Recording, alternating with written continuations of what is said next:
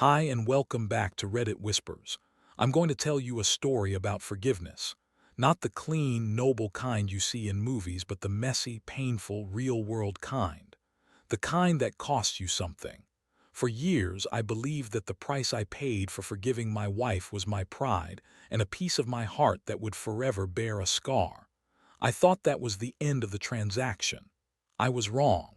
It was just the down payment. The final invoice, delivered a decade later, would demand everything I had left. My trust, my security, and the entire future I had spent a lifetime building.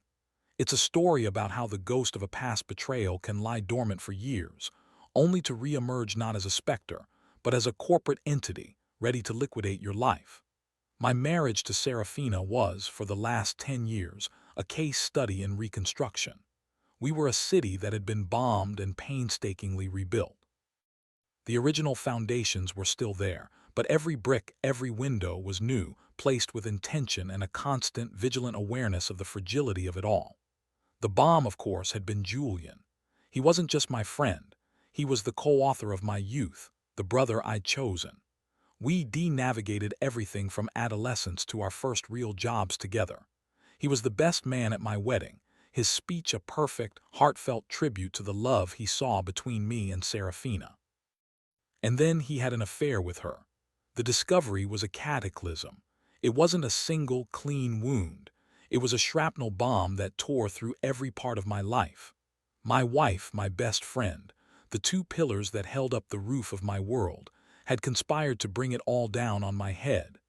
The pain was indescribable, a fusion of heartbreak and a profound, disorienting sense of personal annihilation. I wasn't just a husband who had been cheated on. I was a fool who had been laughing at a dinner table while the two people I trusted most were secretly destroying my life. Most people, reasonably, would have walked away, burned the city down and salted the earth. But then came the remorse. Serafina's remorse was a force of nature in itself. It was a raw, ragged, and seemingly bottomless well of self-loathing and regret. She ended it with Julian immediately and definitively. She cut him out of our lives with the brutal finality of a surgeon amputating a diseased limb. She confessed everything, not just the facts, but the ugly, selfish motivations behind them. She answered every single one of my excruciating questions. And she begged, not just to be taken back, but for the chance to spend the rest of her life earning back a single shred of my trust. And so, against the advice of almost everyone I knew, I made a choice. I chose to forgive her. It was the hardest thing I have ever done. It was an active, daily decision, a constant battle against the paranoia and the intrusive, cinematic replays of their betrayal in my mind. We went to therapy. We learned a new language of communication, one built on radical transparency. We laid down rules, non-negotiable laws upon which our new marriage would be built. The most important of these laws, the absolute First Amendment of our new Constitution, was that Julian's name was never to be spoken, and he was to be treated as if he had died. For 10 years it worked. The ghost of Julian faded. The new city we built was quiet, stable, and I believed strong. We focused on the future, and the most tangible symbol of that future was our retirement. We poured everything we had into it. Every bonus, every raise, every small windfall went into our investment portfolio. We lived modestly, denying ourselves luxuries, our eyes fixed on a single prize. An early retirement, a small house by the sea, a life of peace bought and paid for with our shared discipline. Our life savings became more than just money. It was the physical proof that we had made it, that our rebuilt marriage was a success. It was our monument to a battle won. The first sign that something was wrong was a single email. It was a routine portfolio statement from our investment firm. I almost deleted it without reading, as I usually did. Serafina, with her meticulous attention to detail, managed the day-to-day of our finances. It was a role she had taken on after the affair, a way of demonstrating her commitment and trustworthiness. But for some reason, I opened it. I scanned the numbers, the familiar tickers and balances. And then my eyes snagged on the cash balance. It was significantly lower than it should have been. A six-figure sum was missing. My first thought was a mistake, a clerical error. My second was a market fluctuation, but this was a withdrawal, not a loss. I felt a prickle of unease, but I tamped it down. This was the new me, the trusting husband. There would be a simple, logical explanation. That night I asked her about it. I was casual, nonchalant, careful not to sound accusatory. Hey, I saw a big chunk of cash was moved out of the main brokerage account. Did you shift it into that new bond fund we were talking about? She looked up from her book, her expression placid. Oh, that. Yes, something even better. An opportunity came up, a private placement. Much higher yield potential than those boring old bonds. I handled it. It was the perfect answer. Plausible, proactive, and framed as a smart financial move she had made for our mutual benefit. I nodded, satisfied. I felt a small wave of shame for my momentary suspicion. She was the diligent steward of our future, and I had doubted her. I let it go, but the seed was planted. Private placement. The term echoed in my head. It was vague, opaque. In the old days before the affair, I wouldn't have thought twice. But now, living in our rebuilt city, I was conditioned to notice the slightest tremor in the ground. A few days later, I logged into our investment account myself. I wanted to see the details of this private placement. I navigated to the transaction history. There it was, the wire transfer, but it hadn't gone to a well-known financial institution. It had been sent to an LLC, a company with a generic, meaningless name, Innovate Forward Holdings. There was no ticker symbol, no prospectus, no public information. It was a black hole. My unease returned, stronger this time. Why the secrecy? Why an LLC? This wasn't how we invested. Our strategy was conservative, transparent, built on blue-chip stocks and index funds. This was something else entirely. Driven by a feeling I couldn't name, a cold fusion of curiosity and dread, I did something I hadn't done in 10 years. I opened a search engine and I typed in Julian's name. For a decade, he had been a digital ghost, a name I had actively avoided. But now, I had to know. The search results painted a picture of a man who had reinvented himself. After leaving our town in disgrace, he had moved to the West Coast and entered the world of tech startups. He had a few modest successes and a few failures. But the most recent articles, all published in the last 6 months, were glowing. He was the founder and CEO of a new, disruptive company, a venture that was generating significant buzz in the tech world. The company specialized in next-generation battery technology. It was a high-risk, high-reward play, the kind of thing that either changes the world or crashes and burns, taking every dollar of investment with it. I read the articles, a knot tightening in my stomach, and then I saw it, buried in the fine print of a financial press release announcing his latest round of seed funding. The name of the parent company, the primary investment vehicle for his new venture. Innovate Forward Holdings, LLC. The world tilted on its axis. The floor dropped out from beneath me, the screen in front of me blurred. It wasn't just a bad investment, it was a conspiracy. She hadn't just invested our life savings. She had taken the monument to our rebuilt marriage, the very symbol of our second chance, and handed it over to the one man who had tried to destroy it in the first place. The ghost was not a ghost. He was a CEO, and my wife had just made him the majority shareholder of our entire future. The discovery was not a sudden explosion like the first time. It was a slow, silent implosion. I sat in my home office, the glow of the monitor illuminating the damning press release, and I felt the carefully constructed city of my life collapse into a singularity of pure, cold dread. For 10 years, I had prided myself on my forgiveness. I saw it as a strength, a testament to my character and my love for my wife. Now I saw it for what it was, a decade-long period of profound, self-imposed blindness. My forgiveness hadn't been a gift she had cherished. It had been a tool she had used. It was the key that allowed her to operate, the cover that gave her the freedom to continue the ultimate betrayal in plain sight.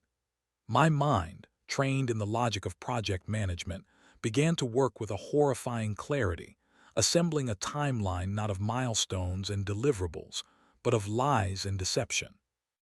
This wasn't a recent, impulsive decision. A 6-figure investment in a private startup isn't something you do on a whim. It requires research, communication, legal documents. This had been going on for months, perhaps longer. She had been in contact with him. The one non-negotiable rule of our rebuilt marriage had been a lie. While I was meticulously tracking our retirement goals and celebrating our shared progress, she was communicating with the one person on earth she had sworn was dead to her. She was vetting his business plans, reviewing his financials, and making the calculated decision to gamble our entire future on him. The sheer audacity of it was breathtaking. She had used the very trust I had so painfully extended to her as the primary vehicle for her deception. My belief in her financial acumen, a belief she had so carefully cultivated over the years, was the perfect cover. She knew I wouldn't question her decisions. She knew I had ceded that territory to her as a gesture of my faith in our new beginning. The nature of the betrayal was so much more complex this time. The affair had been a betrayal of the heart, a selfish, passionate act. This was a betrayal of the mind, a cold, calculated, strategic maneuver. She had looked at our life savings, the money that was supposed to grant us a peaceful old age together, the reward for all our hard work, and she had seen it not as our shared future but as her personal venture capital fund. And she had chosen to invest it not in us but in him. I needed more information. The shock was giving way to a grim, icy resolve. I was no longer a husband. I was an auditor, and I was going to conduct a full forensic analysis of my own life. I waited until she was out of the house, then I went to her laptop. My hands were trembling not with fear but with a controlled rage. Accessing it was easy. We had always been open with our passwords, another hollow symbol of our supposed transparency. I started with her email. I searched for his name, Julian, nothing. I searched for the name of his company, nothing. She was smarter than that. Then I started searching for keywords. Investment, prospectus, wire transfer, LLC. And I found it. It was in a draft folder, an email she had started but never sent, a series of notes to herself. It was a list of talking points, a script she was preparing, seemingly for a conversation with him. It was filled with financial jargon, questions about burn rate, market penetration, and shareholder dilution. But woven in between the business terms were other, more personal phrases. You always were the one who dreamed big. This feels like we're finally on the same team. He'll never understand the vision we share. Once we're clear of this, we can finally start for real.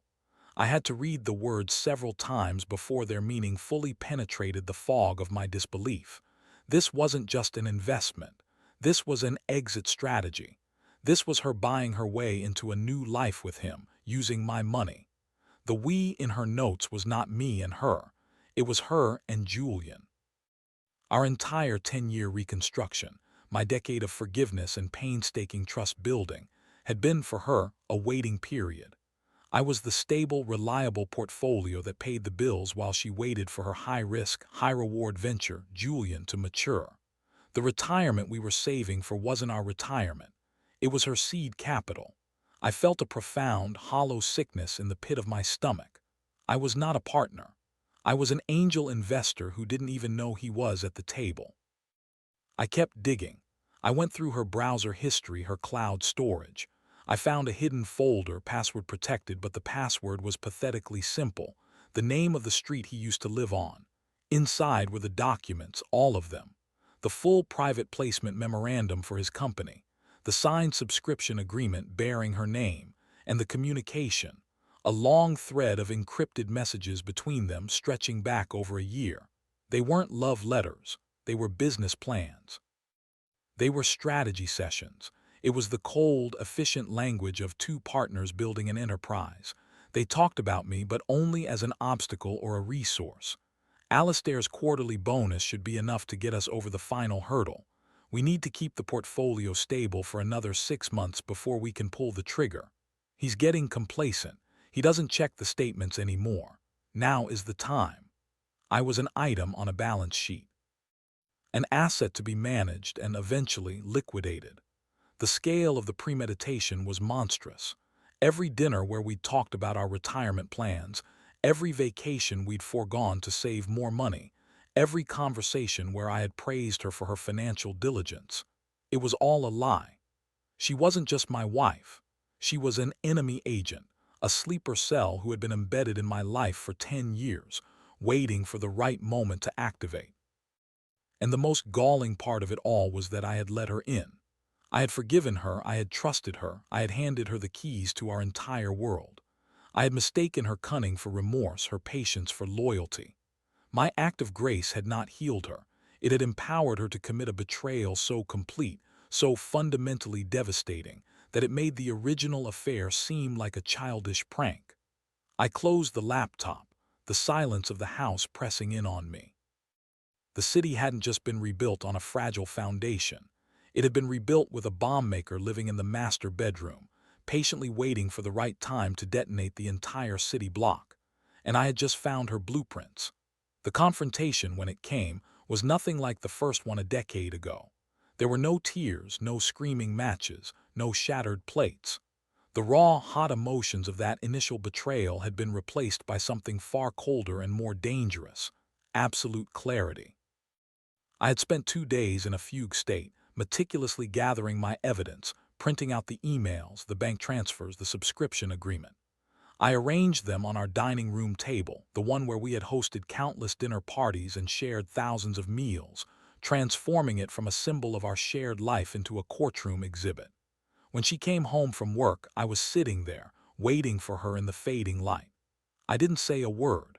I just gestured to the table. She stopped in the doorway, her bag dropping from her shoulder with a soft thud.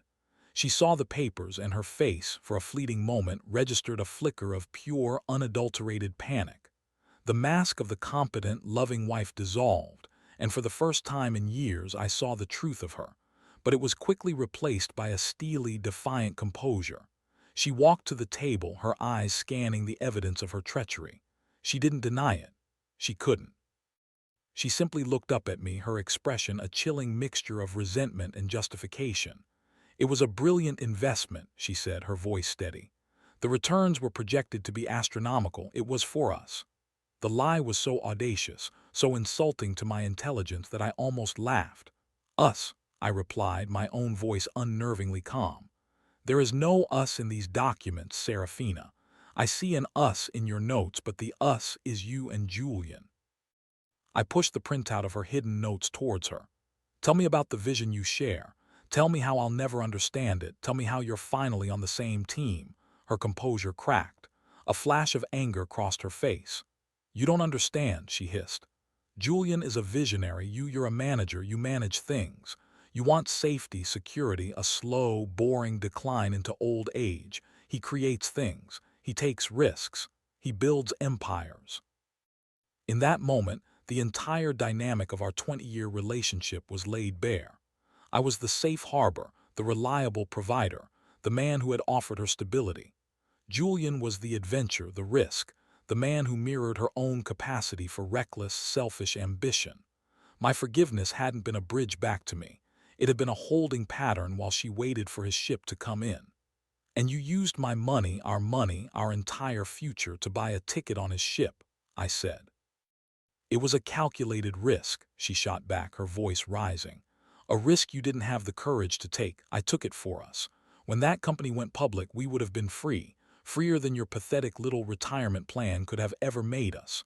"But the company isn't going public, is it?" I said, delivering the line I had been holding back. "I spent the last 2 days talking to a friend of mine who works in venture capital. I had him look into it. The battery technology is a failure. The prototypes don't work. The second round funding fell through last week. Julian's company is insolvent. It's worthless. The money is gone, Serafina, all of it." The color drained from her face. She stared at me, her mouth slightly agape. She hadn't known. In her grand vision of a future empire, she had failed to do the most basic due diligence. She had been so blinded by her faith in him, in their shared vision, that she had missed the fact that the ship she'd booked passage on was already sinking. She had not only betrayed me for him, she had betrayed me for a failure. She had sacrificed our secure, tangible future for a fantasy, a house of cards built by the same man who had helped her demolish our life the first time.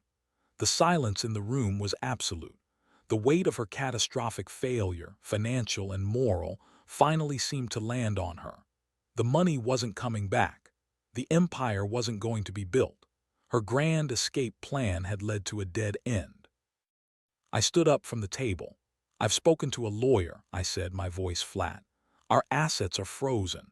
I'm filing for divorce on grounds of fraud. You gambled with our marital assets in a speculative venture without my knowledge or consent, in collusion with a third party with whom you have a history. You didn't just make a bad investment. You committed a fundamental breach of your fiduciary duty to our marriage." I was no longer speaking as her husband. I was speaking as the plaintiff. The man she had wronged, the man who was now going to hold her accountable. The last 10 years of my life, the years I had spent on the difficult, noble work of forgiveness, had been a lie. I had been tending a garden while a toxic weed was growing just beneath the surface, its roots strangling everything. I walked out of that room and out of that house, and I did not look back. I left her standing there with the ruins of her grand vision, with the paper trail of her monumental betrayal laid out on the table in front of her. I had lost my best friend. I had lost the first version of my marriage. I had lost 10 years to a lie, and now I had lost every penny I had ever saved. I had nothing left. But as I walked out into the night, I felt something I hadn't felt in a long, long time. I felt free. The burden of forgiveness, the constant, low-level effort of maintaining trust in the face of past trauma, was gone. The city was rubble, but I was no longer trapped inside it. I was standing in the open air with nothing but the truth, and I was ready to start building again from scratch on solid ground.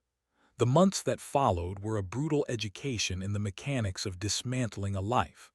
The divorce was not a quiet, amicable separation. It was a hostile demolition. Serafina and Julian, now bound together not by a shared vision but by a shared disaster, fought me at every turn. They hired a ruthless lawyer who tried to argue that I was a vindictive spouse, that I had been aware of the investment all along, and was only now feigning ignorance because it had failed. They tried to paint me as the bitter, risk-averse husband holding back his brilliant, forward-thinking wife. It was a disgusting, desperate fiction, but the legal system requires you to treat such fictions with a sober seriousness. My life became a series of depositions, document reviews, and strategy sessions with my own lawyer. I was forced to relive the intimate details of both betrayals, the affair, and the financial fraud, laying them out for public record. It was a humiliating, soul-crushing process. I had to drain what little was left of my personal accounts to pay my legal fees, fighting for a share of assets that no longer existed. The beautiful house we had rebuilt our marriage in had to be sold to cover the initial legal costs and the debts associated with the failed investment. I watched as strangers walked through the rooms where I had cried and laughed and forgiven, their critical eyes assessing the value of the walls that had contained my life. I moved into a small, rented apartment on the other side of town, a sterile box that felt like a witness protection safe house. At an age when I should have been finalizing my retirement plans, I was updating my resume, taking on freelance consulting work at night just to stay afloat. I was poorer than I had been at 25, but carrying the emotional baggage of a 55-year-old man. The legal battle eventually ended, as they often do, not with a dramatic courtroom victory, but with a grim, unsatisfying settlement. The judge, presented with the irrefutable evidence of her secret communications and the unauthorized transfer of funds, ruled decisively in my favor. She was found guilty of marital fraud, but the victory was a hollow one. There was no money to recover. It was all gone, vaporized in Julian's failed enterprise. The judgment was a moral victory, but a financial catastrophe. I was left with my name, my professional reputation, and a mountain of legal bills. She was left with nothing but her share of the debt and the man she had sacrificed everything for. I lost track of them after that. I heard through the grapevine that they had moved away, trying to escape the fallout and start again somewhere else. Two architects of ruin trying to build something new on a foundation of lies and failure. I made a conscious decision not to care. My focus was singular, survival. I worked with a relentless, joyless intensity. For years, my life was a simple equation of income versus expenses. I wasn't living. I was servicing a debt, both financial and emotional. I had to rebuild my sense of self-worth from the ground up. The man who had been proud of his capacity to forgive was gone, replaced by a man who was learning the harder, more essential lesson of trusting his own judgment. My forgiveness hadn't been a weakness, but my blindness to the recipient's true character had been a catastrophic flaw. I learned to be my own best counsel, to listen to the quiet, uneasy whispers of my own intuition. The turning point didn't come as a sudden epiphany, but as a slow, quiet dawn. After nearly 5 years of relentless work, I finally paid off the last of the legal debts. I was 59 years old, and for the first time since I'd opened that fateful email, I was at zero. Not rich, not poor, just free. I had no retirement savings, no house by the sea, but I had my integrity, and I had a successful small consulting business built from the ashes, a business founded on the principles of transparency and diligence that had been so profoundly violated in my own life. One day I was meeting a new client at a coffee shop downtown. As I was leaving, I saw him. Julian. He was sitting alone at a small table, staring into a cup of coffee. He looked older, worn down. The charismatic, visionary gleam he'd always had in his eyes was gone, replaced by a dull, defeated haze. Our eyes met for a brief second. There was no anger in his expression, no defiance, just a flicker of what looked like shame. He looked away quickly. I kept walking. I felt nothing. No anger, no desire for revenge, no satisfaction in his apparent decline. He was just a man in a coffee shop, a ghost from a life that no longer belonged to me. The power he had held over my life, the power to cause me pain, was gone. The finality of that indifference was more profound than any confrontation could ever have been. I never did retire to a house by the sea. Instead, I found a different kind of freedom. My work became my passion. I helped other people build their dreams, but I did it with the wisdom of a man who knows how fragile those dreams can be and how important it is to build them on a foundation of truth. My life is smaller than the one I had planned, but it is infinitely more authentic. I learned that forgiveness, while noble, is not a unilateral disarmament.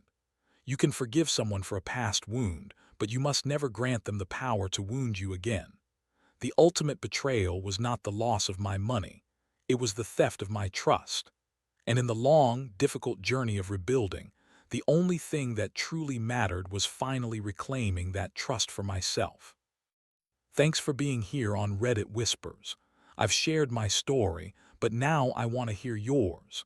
What's the most surprising decision that turned everything around for you? Your comment could be the lifeline someone else is looking for today.